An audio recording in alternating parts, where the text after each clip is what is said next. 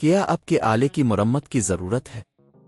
ہم مفت تشخیص پیش کرتے ہیں، بغیر کسی فون سفر کے آپ کے دروازے سے لے کر واپس کرتے ہیں، مرمت سے پہلے قیمت بھیجتے ہیں اور صرف آپ کی منظوری کے بعد آگے بڑھتے ہیں۔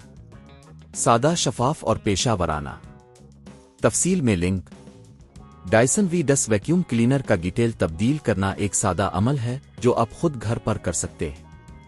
اس ویڈیو میں ہم اس عمل کو قدم با قدم دیکھیں گے۔ مواد: نیا ڈیٹیل، ہنر کے لیے ہینڈ ٹولز۔ پہلا قدم، پہلے آپ کو اپنے ڈائسن V10 ویکیوم کلینر کو مکمل طور پر بند کرنا ہوگا۔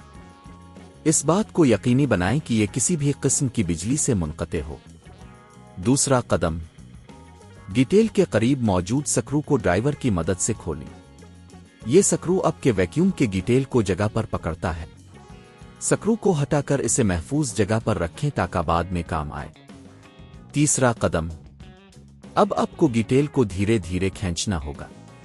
یہ ایک چھوٹا لیکن محتاط عمل ہے کیونکہ آپ کو یہ یقینی بنانا ہوگا کہ کوئی دوسری چیز متاثر نہ ہو۔ ڈیٹیل کو باہر نکالنے کے بعد پرانا ڈیٹیل کو اچھی طرح چیک کریں کہ کہیں اس میں کوئی خرابی تو نہیں۔ چوتھا قدم، اب نئے ڈیٹیل کو صحیح جگہ پر رکھیں۔ اسے اچھی طرح سے فٹ کرنے کے بعد سکرو کی مدد سے اسے مضبوطی سے باندھ دیں۔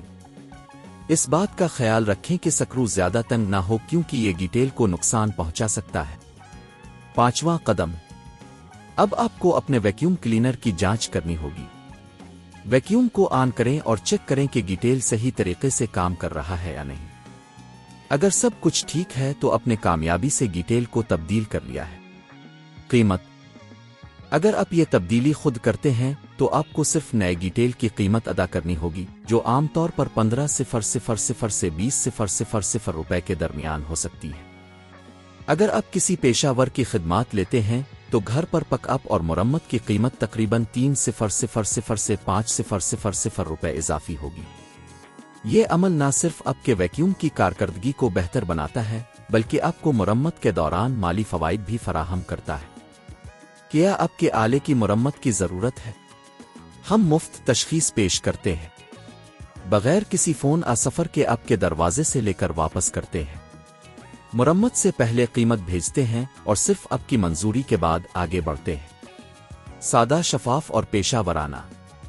تفصیل میں لنک۔